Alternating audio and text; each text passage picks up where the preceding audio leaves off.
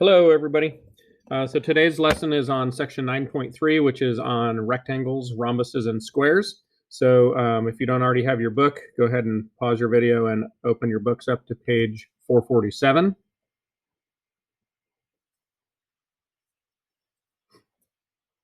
And even though this section starts on page 447, we've already spent a little bit of time talking about rectangles, rhombuses, and squares. So it might also be a good idea to have your quadrilateral grid out with you.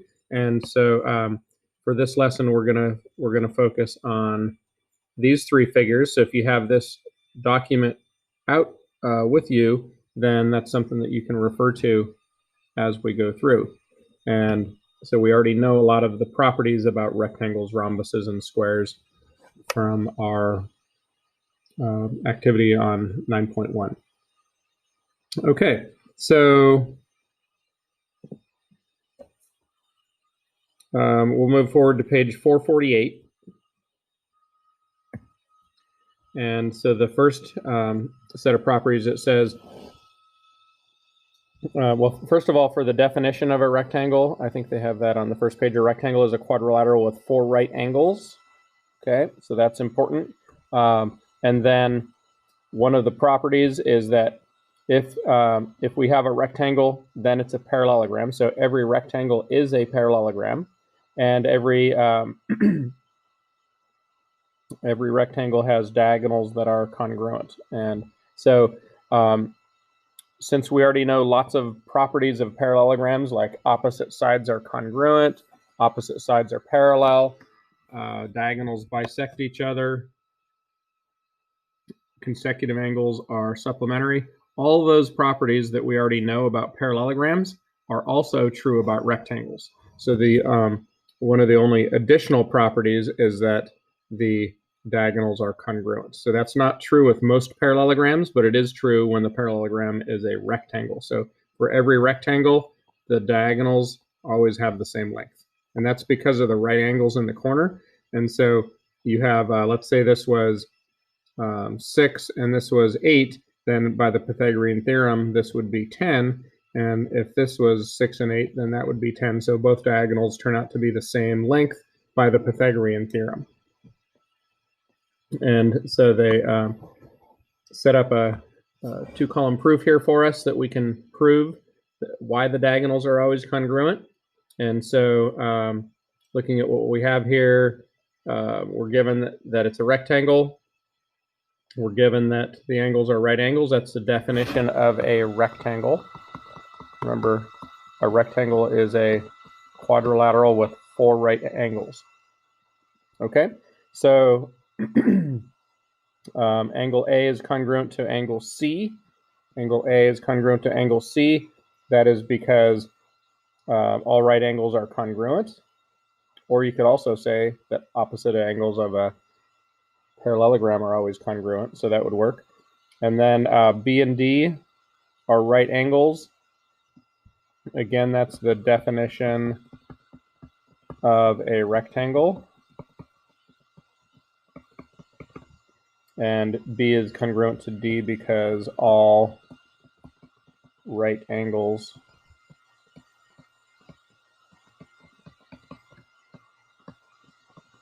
are congruent.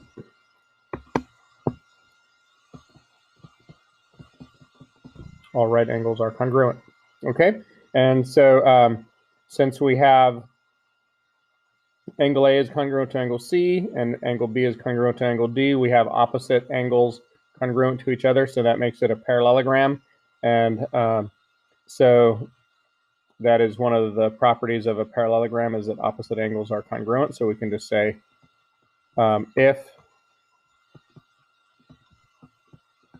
opposite angles of a quadrilateral are congruent, then it's a parallelogram.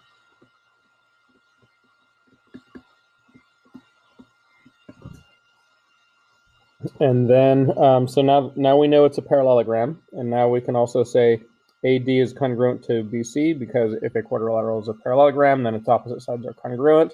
and DC is congruent to DC. That's the reflexive property. So now we have AD congruent to BC. We have DC congruent to itself by the reflexive property. And D and C are right angles. So that angle and that angle are both right angles, so they're congruent. All right angles are congruent. And so now we can say these triangles are congruent by SAS. So triangle ADC is congruent to triangle BCD by SAS. So we have side angle side here and side angle side here. And since those are congruent, then segment AC is congruent to segment BD, which proves that the diagonals are congruent. And so that is by corresponding parts.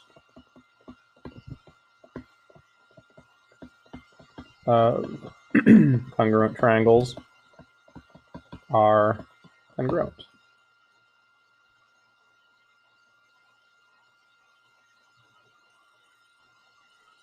Okay, so now go ahead and use the properties that we know about parallelograms and rectangles to do problems 5 and 6. So pause your video and then press play when you're all done with 5 and 6. All right, so for problem number 5, we have AD is 7.5, which means this is also 7.5, and DC is 10. Find the length of DB. And so we can use this right triangle and the Pythagorean theorem. And so dB squared is equal to legs squared plus legs squared. And so dB is the square root of 10 squared plus 7.5 squared.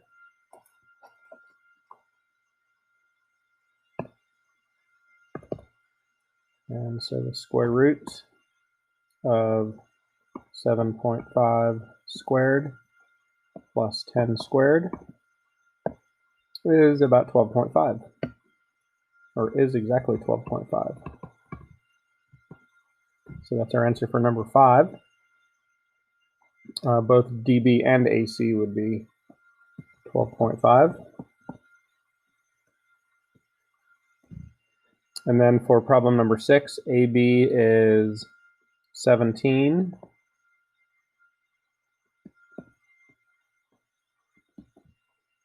BC is 12.75.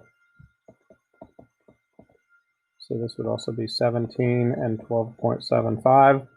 And then we want to find the length of DB. And so dB is going to be the square root of 17 squared plus 12.5 squared, 12.75 squared.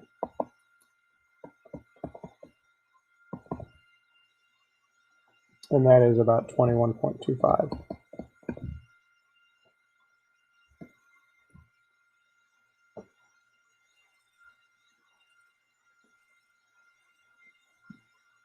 Okay, and then moving on to the next page, we have the definition of a rhombus. A rhombus is a quadrilateral with 4 congruent sides.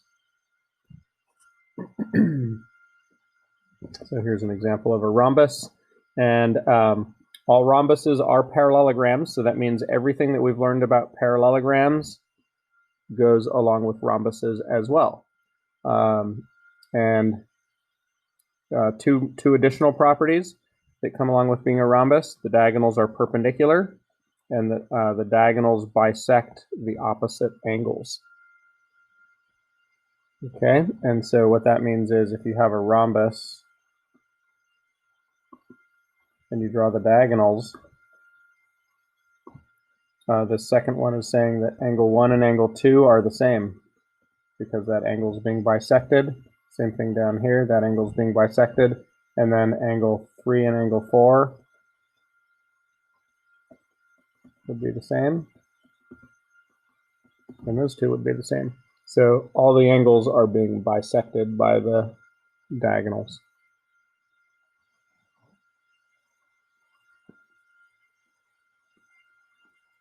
Okay, and See if you can use congruent triangles to prove number 9. You can use any format of proof that you want, a 2-column proof or a flowchart proof, either one. So here's your given statement. You're given that it's a rhombus, and you want to prove that MK bisects those two angles. And then also JL bisects those two angles. Okay, so pause your video and see if you can figure out how to prove that using similar triangles.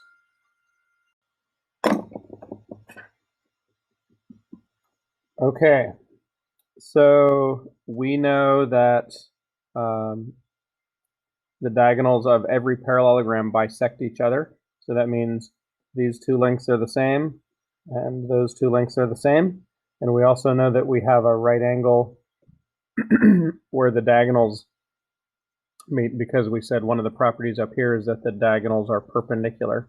Okay, so let's put all that, I'm going to do it in a flowchart proof. So I'm going to say MN is congruent to NK, and that is, and also JN is congruent to, actually I don't need that one just yet. I'll just use this one, and JN is congruent to itself. That'll be a separate bubble.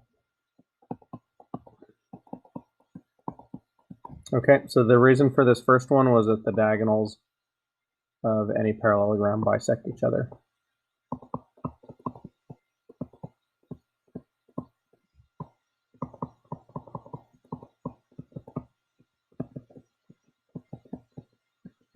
Okay, so the diagonals bisect each other. That gives us those two sides. And then JN is congruent to itself. And so that gives us that pair of matching sides. That's by the reflexive property.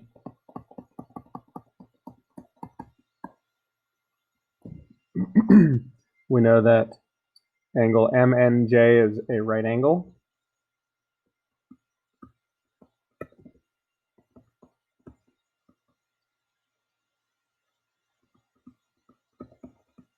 So we know both of those are right angles because the diagonals of a rhombus are perpendicular.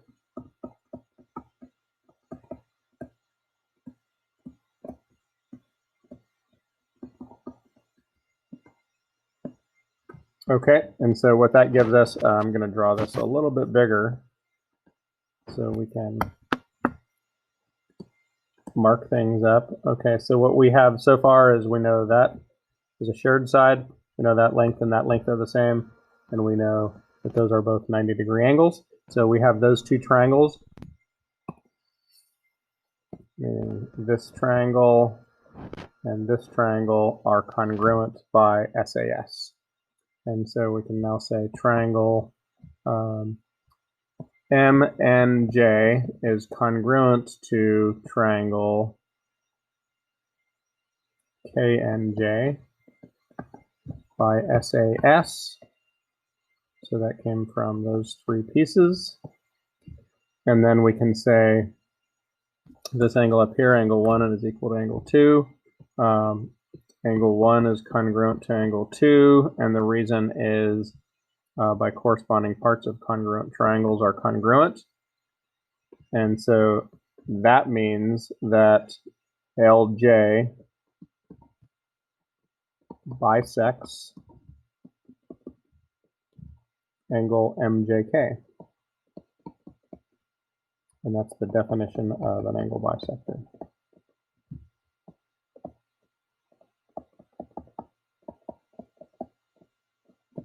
Okay, so I proved that LJ is an angle bisector of angle J.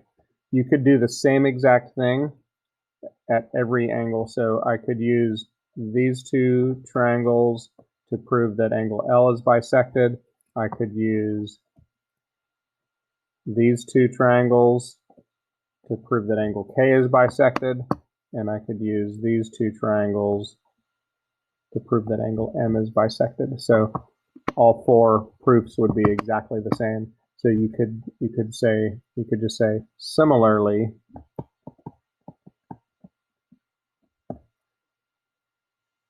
JL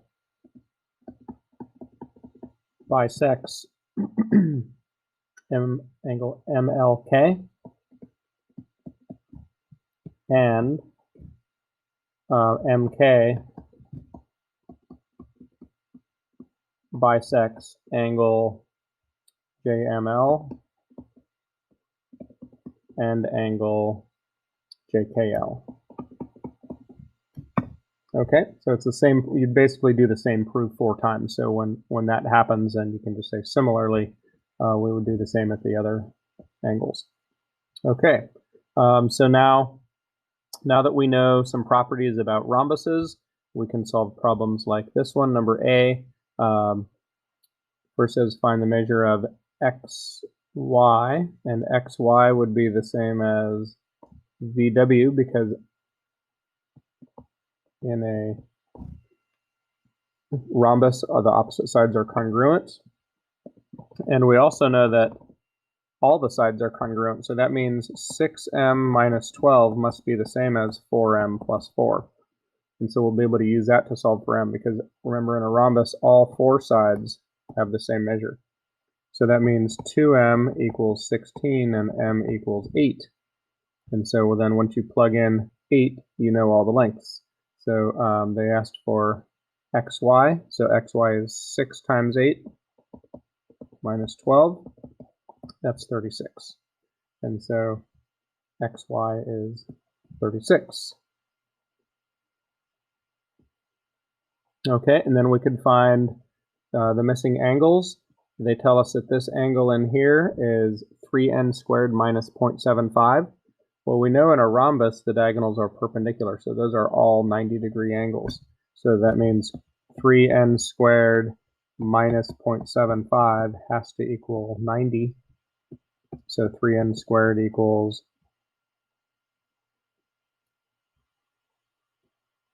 9.25, no, 90.75.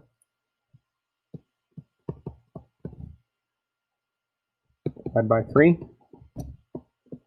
N squared is 30.25, and n is the square root of that.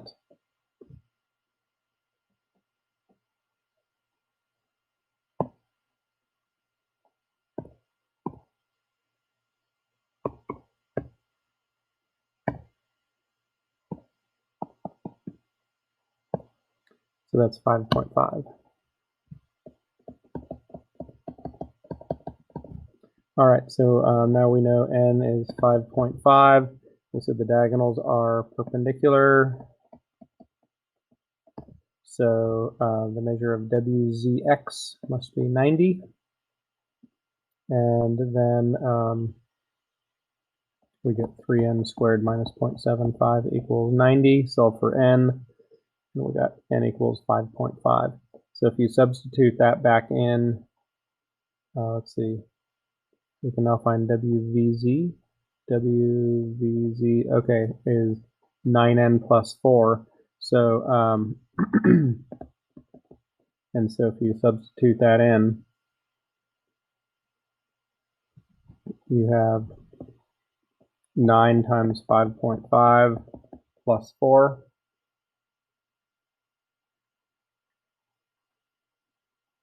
And that is 53.5.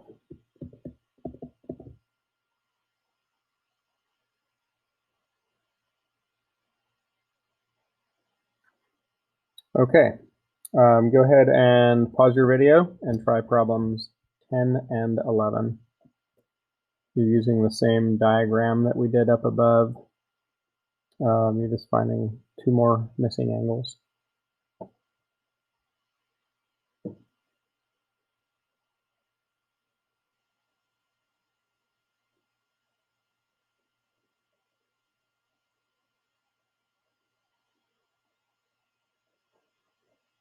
Okay, to find the angle VYX, we know that these 4 triangles are all congruent because they all have the same sides and angles. And so since this angle here was 53.5. So I'm just going to redraw this a little bit bigger. So we got that this angle is 53.5. And this is 90. And so to get this angle, you would do 180 minus 90 minus 53.5. That gives you 36.5.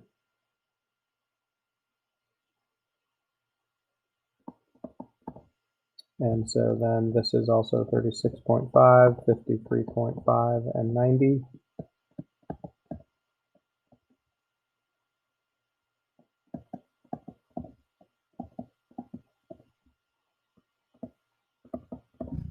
Okay, and so now we have VWX is VWX is 36.5 plus 36.5, and that is 73 degrees. And XYZ, XYZ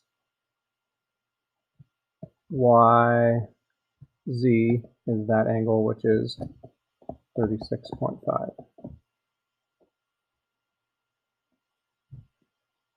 Okay, and then a square is a quadrilateral with 4 congruent sides and 4 right angles. So basically a square is a rectangle and a rhombus. So any properties that go with rectangles go with squares, and any properties that go with rhombuses go with squares. So we don't really have to make a new list for squares. It's just everything that is true of rectangles and rhombuses. And we saw that also when we did our quadrilateral grid. Notice that if we blend these two rows together, or these two columns together, we end up with everything marked. And that's because a square is going to take on all the properties of rectangles and all the properties of rhombuses, because a square is a rectangle and a rhombus.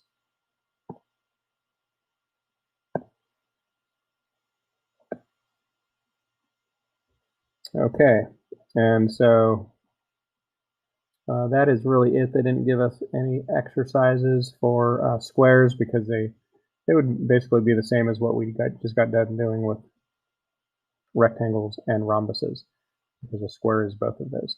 So that's it for today's lesson. Have a great day.